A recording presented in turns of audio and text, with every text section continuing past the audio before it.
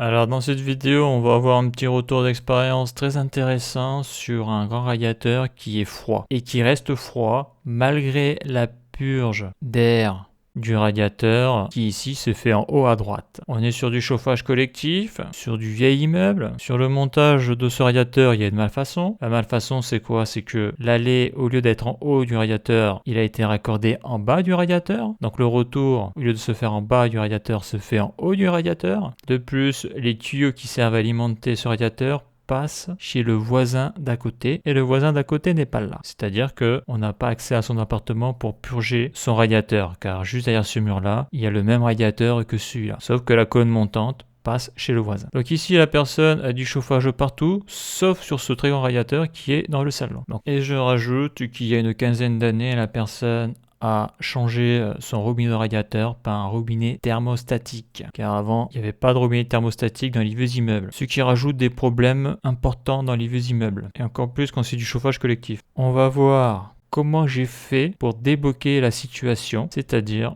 pour qu'il soit chaud, pour qu'il chauffe. Et on va voir aussi pourquoi il ne chauffait pas. Parce qu'on va voir que je vais contrôler le robinet thermostatique qui est bon, c'est-à-dire que la tige est bien sortie, que le T de réglage est bon, c'est-à-dire qu'il est bien ouvert, et qu'en haut, la purge a été faite, c'est-à-dire qu'il n'y a que de l'eau qui sort. Mais il y a un autre problème, et on va le voir dans cette vidéo. Donc là, le chauffage dans cet immeuble a été démarré. Le souci dans cet appartement-là, c'est qu'il n'y a que ce radiateur là qui est froid. Et donc c'est un grand radiateur car il est dans un salon. Donc là, qu'est-ce que je vais faire? Je vais faire deux relevés de température. Un relevé de température ici. Donc on voit que au niveau de la tête, en tout cas au niveau du tuyau, il est à 19,2 degrés Celsius. Et on voit que au niveau du bas, il est à 19,8 degrés Celsius. Il est un tout petit peu plus chaud. Voilà, donc bien sûr, ce radiateur a été purgé. On voit il y a un peu d'eau. Donc on voit clairement que ça coule et que c'est de l'eau froide.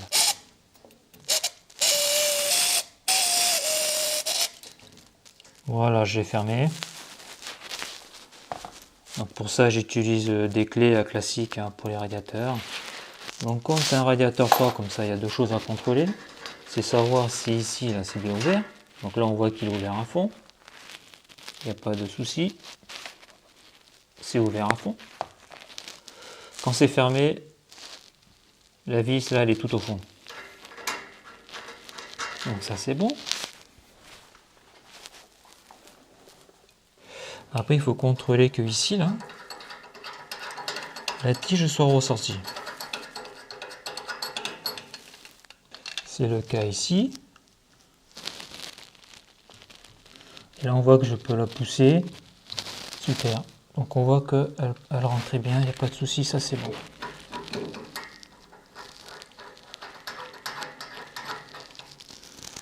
Donc, qu'est-ce qu'on constate là? On constate que ici ça va chez le voisin. D'accord? Ici c'est censé être l'allée, mais arrêtez, ici c'est le retour. Car on l'a vu, ici c'est plus froid. Ici c'est un poil plus chaud. Et donc on voit aussi que ce tuyau du bas là passe aussi chez le voisin. Donc ça veut dire que si le voisin n'a pas purgé, eh bien ton radiateur ne marche pas. Donc si ton voisin n'est pas là, ou si le logement est vide, inoccupé, eh bien après il faut desserrer ici pour purger par le bas ici, car comme j'ai dit, l'allée est par le bas et pas par le haut. Ça c'est le gros problème des vieux immeubles, il y a beaucoup de malfaçons, beaucoup de problèmes. Donc ça c'est né aux années 70, chauffage collectif par colonne qui traverse les planchers, et c'est une belle saloperie car c'est que des problèmes. Tu contrôles pas ton chauffage, tu contrôles pas ta température de chauffe, en gros tu contrôles que dalle, par contre tu payes. Donc là on a un autre radiateur et là on voit clairement là, ce que je disais là, c'est que ça va chez le voisin du dessous. C'est un grand radiateur celui-là. Donc celui-là il chauffe. Donc comment je m'en assure qu'il chauffe? Donc ça doit être l'allée. Donc je mets ici. D'ailleurs je vais plutôt mettre en haut, ça sera plus facile à lire. Voilà, je pose la sonde d'applique ici et on voit que ça arrive à 31,8 degrés. Donc là ça monte. Donc là on est sur l'allée là. On voit clairement que ça monte. Donc pour être sûr que c'est l'aller, il va falloir aller pour la température sur le retour. Donc là, il y a un faux contact. Là, je suis sur le retour. Là. Donc là, on voit qu'il y a 4 degrés d'écart. Donc c'est beaucoup plus petit ici. Donc ça veut dire que c'est la température de retour. Il n'y a pas de souci. Donc là, on est à 28,3 degrés Celsius sur le retour. Et sur l'aller, on est à 35-36 degrés. Donc il n'y a pas de souci. Ici, c'est bien l'aller. Donc je reviens ici. Donc on voit que là, le tuyau, il est froid. Hein. 20 degrés Celsius, 20,2, donc ça monte un tout petit peu. Pourtant il est ouvert à fond. On a une température un poil plus haute. Donc je vais aller voir le voisin s'il est là, pour aller purger son radiateur. Donc pour faire le point, ici là j'ai purgé. On a vu qu'il n'y a que de l'eau qui sort, il n'y a pas d'air. Ici, j'ai enlevé la tête thermostatique pour contrôler que le robinet thermostatique, sa tige était bien sortie. Car souvent l'été, si tu as laissé ta tête thermostatique dessus, la tige, en tout cas la soupape est collée sur le siège et la tige est rentrée. Il faut taper dessus à la clé à molette, comme je l'ai montré dans une des vidéos, pour pouvoir débloquer la tige et pour que le robinet s'ouvre à l'intérieur pour que l'eau puisse circuler. Donc ça c'est bon. Voilà, donc la logique voudrait que l'eau circule, ce qui n'est pas le cas. Donc quand tu connais pas trop ce genre d'installation, tu peux te dire que le radiateur est emboué et c'est normal qu'il ait froid. C'est vrai que si tu as envie de faire payer un client, tu lui dis ça, comme il connaît rien du tout au chauffage, tu peux le faire hacker. Sauf que ce n'est pas ça, car j'ai contrôlé tous les autres radiateurs de l'appartement et ils sont tous chauds. Donc en principe, quand tu as un problème d'embouage, ça touche pas qu'un seul radiateur, ça va toucher d'autres radiateurs. Ici, c'est pas le cas. Je rajoute que l'installation ici, elle a 50 ans. Installation acier. Donc ça, en principe, les diamètres du tuyau sont assez gros. Il n'y a pas d'embouage. Le seul embouage qu'il peut y avoir, c'est peut-être au niveau des radiateurs. Mais franchement, de ce que je sais sur cet immeuble-là, il n'y a jamais eu de désembouage. Il n'y a jamais eu de problème d'embouage. Par contre, dans la chaufferie, il y a un pot à bout. Donc pourquoi ce radiateur est froid? Eh bien, le souci, déjà, le premier souci, c'est que la malfaçon qu'a cet appartement-là, en tout cas sur ce radiateur-là, puis il y a d'autres radiateurs où il y a le même problème, c'est que l'allée, au lieu d'être en haut, il est en bas. Et donc le retour, il est en haut. Donc ça cause un grave problème parce qu'en plus ici, il y a un robinet thermostatique. Et ça, je l'ai montré dans une vidéo précédente.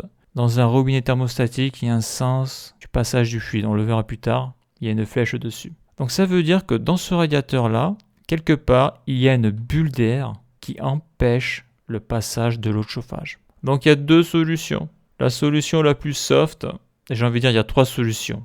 La solution que j'ai voulu utiliser, c'est celle d'aller chez le voisin pour purger son radiateur parce qu'on voit que les tuyaux là, ils vont chez le voisin, chez la cogne du voisin, donc peut-être que le radiateur du voisin n'est pas purgé et ça peut poser un souci. Donc j'y ai pas accès, le gars n'est pas là, donc je ne sais pas s'il n'est pas là une journée, une semaine, aucune idée. Donc la deuxième solution, c'est la chaufferie. Pourquoi cette deuxième solution? Parce que quand tu as un problème d'air, il faut mettre la pompe à fond, à pleine vitesse, car il faut savoir que les pompes de circulation de chauffage, donc circuit fermé, pousse l'eau, mais d'une manière très faible. Ce qui fait qu'une bulle d'air bien placée peut bloquer la circulation d'eau de chauffage. Donc là, je sais que l'an dernier, on entendait le bruit de la pompe à travers les tuyaux. C'était infernal car ils avaient changé la pompe. Ils l'avaient mis à fond, ils l'avaient pas réglé, donc sur débit, sur consommation électrique et un bordel monstrueux dans l'immeuble. Il a fallu quand même 1 an pour qu'ils règlent cette putain de pompe, sachant que moi j'ai pas accès à la chaufferie de cet immeuble-là. Donc quand t'as pas accès à la chaufferie, il te reste plus que la troisième solution, donc elle peut être impressionnante à faire, stressante même.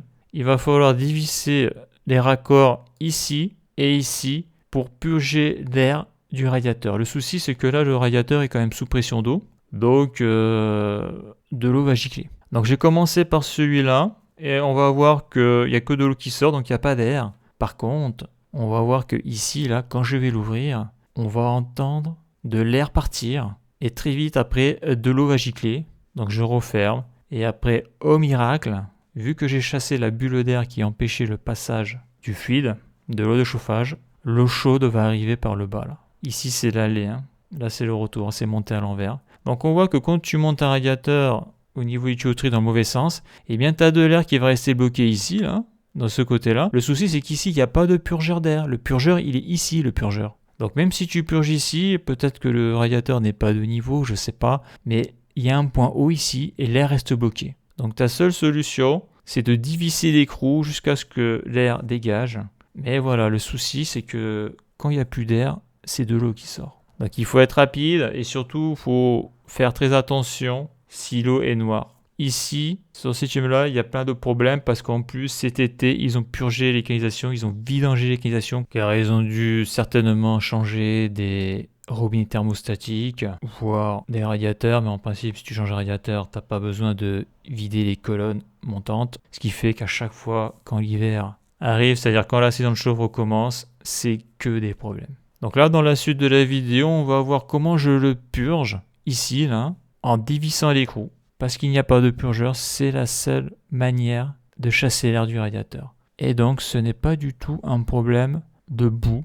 Donc, c'est un dépannage un peu atypique, parce que quelqu'un qui veut aller vite ou qui veut pas se prendre la tête, il va dire au client, votre radiateur est froid, il est mort, il faut le changer. Ou le désembouer. Mais là, c'est pas le même prix.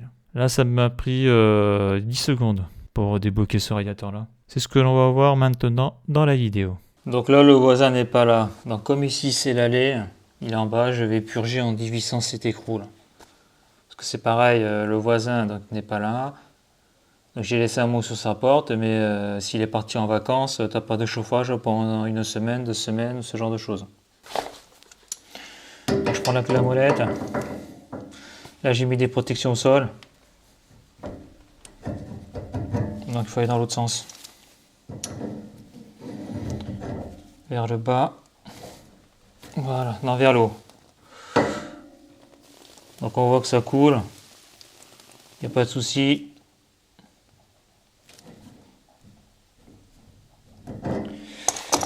Donc il n'y a pas d'air en bas.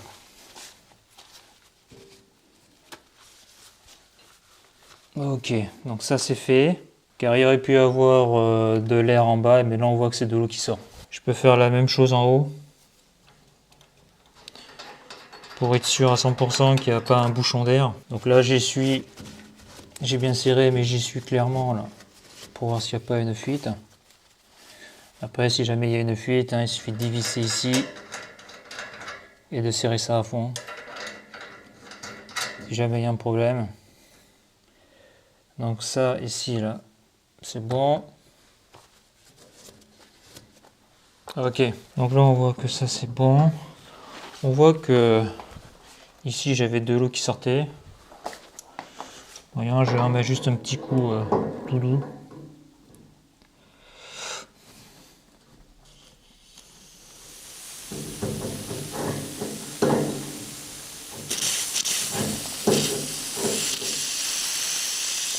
On voit que tu as de l'eau qui coule, mais tu as de l'air qui est mélangé aussi. Voilà, j'ai resserré. De l'eau un peu coulée. Je vais essuyer tout ça. Donc, comme tu as pu le constater, on a clairement entendu que de l'air sortait du radiateur lorsque j'ai dévissé l'écrou là, lorsque j'ai dévissé cet écrou là, et très très vite de l'eau est sortie. Et on va voir que ça m'a permis le passage de l'eau chaude. Donc il y avait bien ici là, dans le coin ici, un bouchon d'air qui empêchait l'eau de circuler. Donc comme j'ai dit, c'est une malfaçon.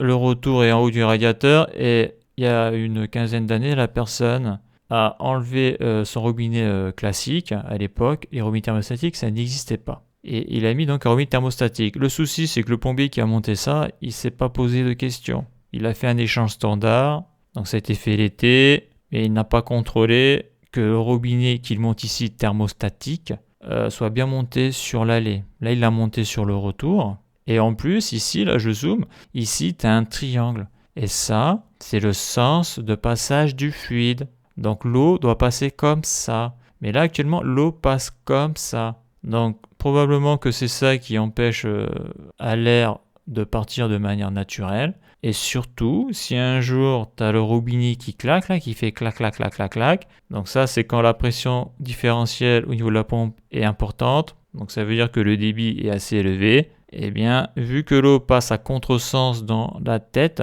dans le robinet thermostatique, eh bien le clapet, la soupape, comme il y a un ressort permet de laisser le robinet entièrement ouvert, là, c'est un robinet qui est normalement rouvert au repos, eh bien ça fait clac, clac, clac, clac, clac. Parce que l'eau, au lieu de passer comme ça, l'eau passe comme ça. En gros, ce robinet-là, il aurait fallu le mettre tout en bas du radiateur. Voilà, le souci, c'est qu'il faut trouver le bon modèle pour pouvoir le caser à la place du thé de réglage. Et le thé de réglage doit se mettre ici. Ça, il faut le contrôler, ça.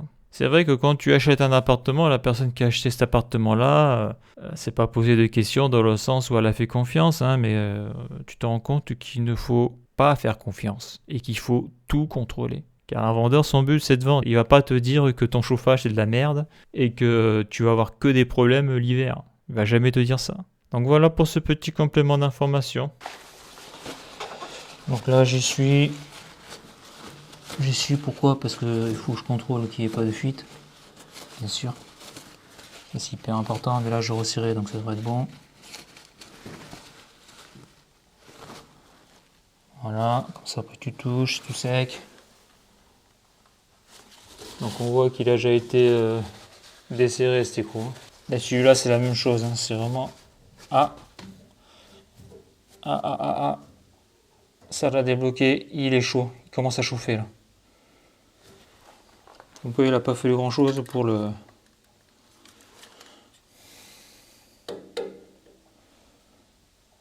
Là on voit la température monte là. 32, 33, super, nickel. 34, 35. Donc il y avait un bouchon d'air, le fait de desserrer les écrous là, ça l'a débloqué. D'ailleurs quand l'air coule avec de l'eau, ça fait un bruit très spécifique. Donc là le retour, pour le moment il est froid, hein. Donc on voit vraiment la saloperie, hein, des vieux immeubles, hein, et du chauffage collectif, hein. Tu as le retour qui est en haut et donc ça pose de graves problèmes, hein, parce que il y a les lois de la physique qui fait que l'eau froide descend et l'eau chaude monte. Donc là c'est inversé, donc ça met un gros bordel, et surtout au niveau de l'air. Et à chaque fois que cet immeuble est purgé, à chaque fois ce radiateur ne marche pas. Et si tu ne purges pas comme j'ai fait là, eh bien ça peut ne pas marcher du tout, quoi. C'est-à-dire que tu as un radiateur froid, et comme tu payes des charges comme tout le monde si tu es dans un vieil immeuble, donc c'est le chauffage collectif, eh bien tu payes mais tu te cailles le cul, quoi. Super. Donc là je vais attendre 5-10 minutes le temps que le radiateur monte en température. Donc on a vu les deux relevés de température, on va voir la différence d'ici 10 minutes. Et là moi je vais nettoyer un petit peu, là, je vais essuyer l'eau. Donc bien sûr ça n'empêche pas de purger avec la clé. Donc on voit c'est de l'eau chaude qui coule, là c'est de l'eau bien brûlante. Donc on voit qu'il n'y a que de l'eau qui coule, hein. Il n'y a pas d'air. Et on voit que quand il n'y a que de l'eau qui coule, ça ne fait pas le bruit de sifflement. Ça ne fait pas le bruit de sifflement comme on a pu entendre un petit peu juste avant. Donc là c'est bon. J'allume mon truc là qui déconne. Je suis dégoûté, quoi. Il y a un faux contact. Voilà, je me mets dessus là. On est dessus, c'est le tuyau. Donc là c'est censé être l'aller, en réalité c'est le retour. On a 33,5 degrés Celsius et ça monte en permanence. Des fois on entend des petits bruits de glouglou. C'est de l'air qui circule. Donc là on est bon. Maintenant je vais ici, là, je prends de la température sur le tuyau. Et on constate que là,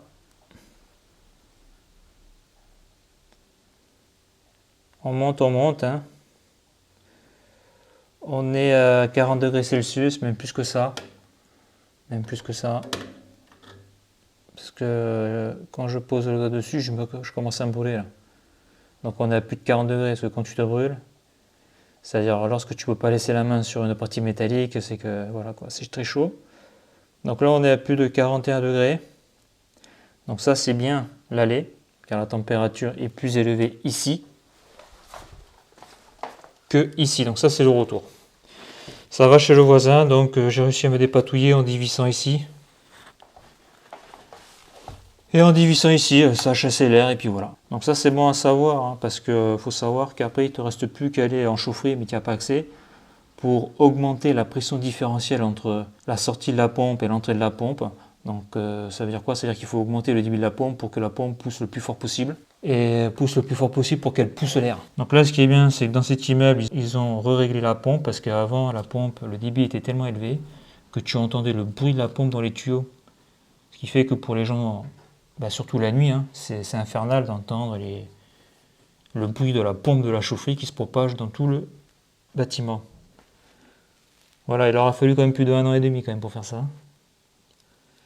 Et là, après, tu es tributaire des sociétés de services de maintenance de chauffage.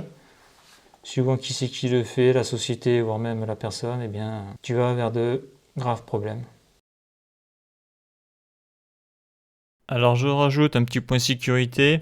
Alors, comme je l'ai dit, là, si tu resserres ici, et si pour je ne sais quelle raison, ça fuit toujours, donc ici, c'est un raccord union, tu peux, ici, là, si tu as la bonne clé Allen, bien sûr, fermer le T de réglage. Donc, avant de faire ce genre d'opération, il vaut mieux avoir une clé Allen, au cas où. Deuxièmement, ici, là, si ça pisse ici, là, faut pas oublier qu'ici, là, le robinet thermostatique, si tu remets la tête et si tu fermes à fond le robinet sera étanche. Ça veut dire que l'eau ne coulera plus. Faut savoir que si tu fermes ici à fond et si tu fermes ici à fond, ça, des fois, c'est fait pour, je sais pas, moi, changer la tapisserie ou le radiateur. Eh bien, si les deux sont fermés à fond, théoriquement, tu peux ouvrir ici. Donc, bien sûr, il faut vider toute l'eau. Et après, ouvrir ici pour retirer le radiateur et théoriquement ça ne doit pas pisser, ça ne doit pas fuir. Voilà, donc je rajoute ce petit complément d'information au cas où.